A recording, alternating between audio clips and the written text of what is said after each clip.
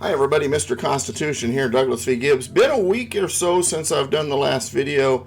I was out of state. I'm back. Try to get as many done as we can. And this week or today in this video, I want to talk about citizenship and what citizenship really is. Because when America was founded, the founding fathers did something amazing. They basically they resurrected the idea of citizen. And the reason for that was because of the idea of natural rights. John Locke, if you read John Locke, L-O-C-K-E is the last name, he talks about natural rights and how constitutions are a social contract between people to live in an orderly society together. And so they set up rules together and so on and so forth. But the idea of citizenship and natural rights really had not been around per se. It was sort of around in Britain and England because of Saxon influence. There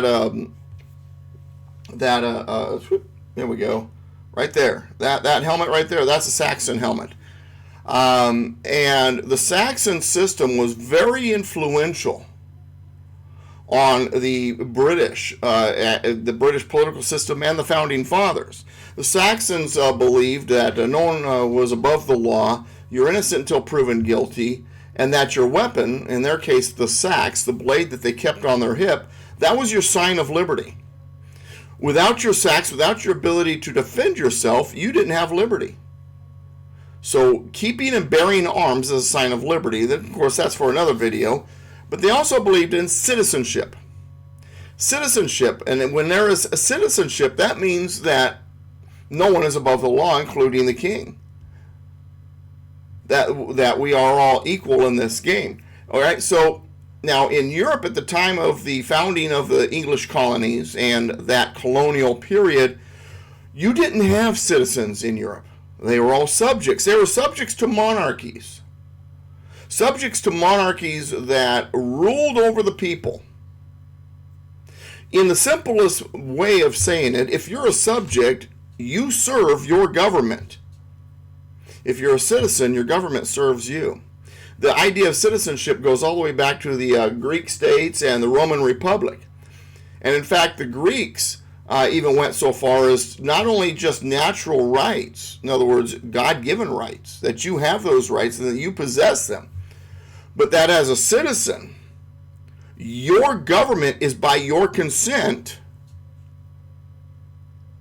and that there are also different levels of citizenship. You have your natives or your born citizens. Then you have what's called natural born citizen. Natural born citizen was someone whose allegiance was full because both of their parents were citizens at the time of their birth. That also is good for a different video. But and that's where our ideas of natural born citizen originate, is from the Greek states. Roman Republic also had citizenship, and with citizenship comes certain privileges, such as voting, holding office, things like that.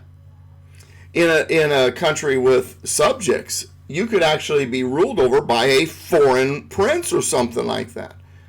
But in America, the idea was, if we're going to have citizens, and if the government is going to be basically exist because of the consent of the citizens, and it's there to serve the citizens, then we don't want foreign actors in our government or running our government. So they put mechanisms in place to guard against divided loyalties, divided allegiances, because we're citizens. The government was created through the Constitution, the federal government, to be a part of that idea, the part of that system of citizens rather than subjects, and that the federal government was not there to rule over the people as it would in a situation where you have subjects, but to serve the people and the states, because we are a republic and because we are citizens. The states also are citizens in a different way. The framers, the founding fathers, believed that we were citizens of our states and our states were citizens of the country. It was a voluntary union of states in which the states were also a constituency. That's the reason why before the 17th Amendment, the states, through the state legislatures, appointed the senators, because as a constituency, they also deserved a voice in the lawmaking process. When it came to, before the 16th Amendment, when it came to the federal budget, we were not taxed directly through taxation, from our wages or something like that. We were taxed by our states, and our states paid for the budget. The advantage of that is not only were the states a constituency, so they should have a say in that budget, but because they're bigger than us, if something was unconstitutional and didn't seem right in that budget, the states could say, you know what? I'm not paying for that. I'm not paying for that portion of the budget. Try again, federal government. And what it did is it served as a check against unconstitutional spending. So we have citizenship versus being a subject. Subjects serve their government. Citizens have their government serve them. And with citizenship comes certain privileges and immunities. The benefits, the privileges of citizenship are things like voting, holding office, things like that. I know, for example, with voting, 5 times the Constitution says it's a right. But if you read Bushrod Washington, which is a nephew of George Washington, his book about privileges and rights, he believed that voting was a privilege of citizenship. And as citizens, we are to take our privileges and our rights very seriously. We're supposed to defend them, be involved in our government, because we have a republic. And in a republic, it takes more than just voting. Democracies are only voting. But a republic takes much more than just voting. Voting is a small part of it. There's checks and balances to even make sure that we don't have too much power through our vote.